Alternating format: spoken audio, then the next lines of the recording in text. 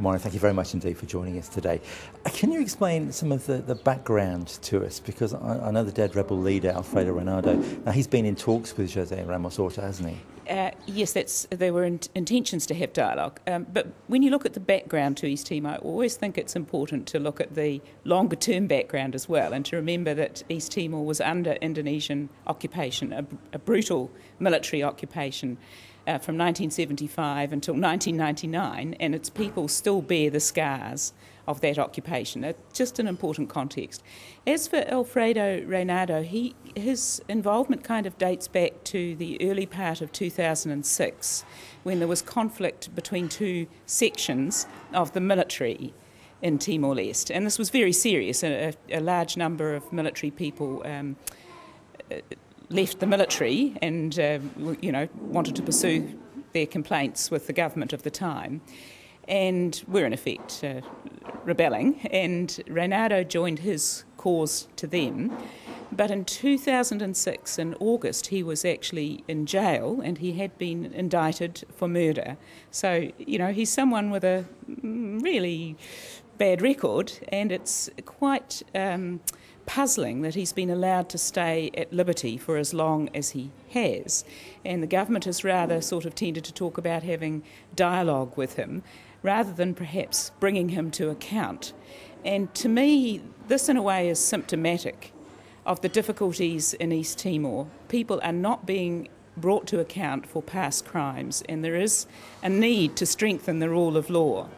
And when we say that, I really do want to emphasise that I think one of New Zealand's responsibilities, it has been important and helpful that we've had troops there and so on, but one of our responsibilities is to set the example and face up to our own complicity and our own responsibility for the crimes that happened during the Indonesian occupation, because we were one of Indonesia's key backers. Not so much a military backer, but in the diplomatic terms, we were very supportive of the Indonesian occupation. And that's a black mark, a terrible black mark on our record. And we have not been, especially recently, we've not been pushing for an international tribunal for the war criminals responsible for those crimes. And so I think you can see that for ordinary people in Timor L'Este at the moment, there's that strong message that if you want to achieve a certain aim, violence is a way to get it. And that's a terrible road to go down. And I think what needs to happen now, and perhaps this crisis might even bring people to this realisation, crises can be helpful sometimes, that what we need to do is look for non-violent ways of solving problems, but also to have justice for past crimes, be they the crimes of 2006 or those larger crimes that happened from 75 to 99. And New Zealand really does need to face its own record. Now, the UN has an Australian-led force in Dili, the capital at the moment, which they say that they're beefing up today. Is that the answer? Yes, it would be good, I think, personally, if the UN were clearly in the lead of that force. There have been some problems at times with some of the troops having a sort of arrogant attitude. I don't think so much the New Zealand troops, but, that has sometimes been a problem. We're the ones who, and I think if troops are under a clear UN command, that gives it that neutrality that might be important at this time. So is beefing up the answer? No, I don't think it is really. I think the answer is beefing up the institutions, so that's something New Zealand could consider helping with, judicial help and that kind of thing. And really also addressing some of the social problems. There's another fundamental thing behind all this kind of gang-on-gang violence, and that is absolutely skyrocketing youth unemployment, which in any society, we know that ourselves, is dynamite, and also tremendous poverty. And that's, again, an indictment on the Western community. We knew East Timor needed huge infrastructural help. We knew the problems, but now, all these years after liberation, we're still looking at some 40% of the population living on less than 55 cents a day. So, no wonder social problems exist, and they can't be completely solved until some of that poverty and social infrastructure needs are addressed. What's Ramos-Horta like actually as a leader? What's he like as a man?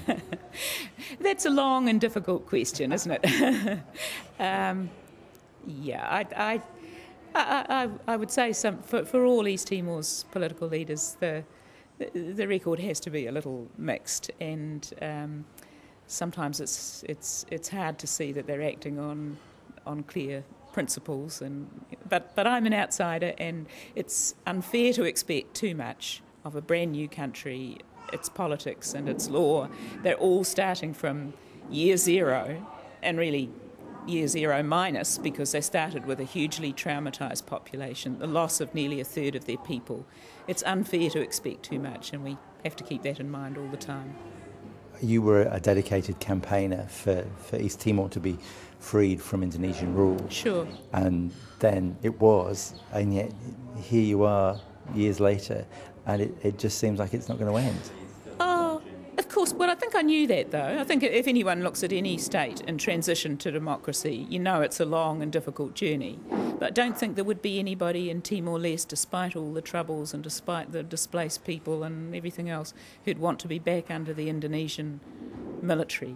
You know, that there are people who still live under the Indonesian military, and it's an extremely unhappy situation for them. So how do you see this all panning out in the end?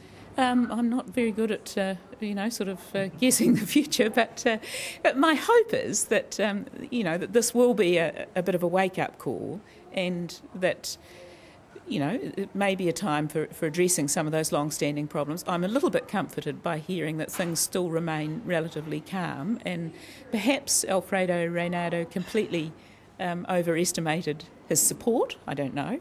Maybe this is not going to be sort of the beginning of more bad times, but the chance for reconciliation and a chance for a stock taking. That would be my hope.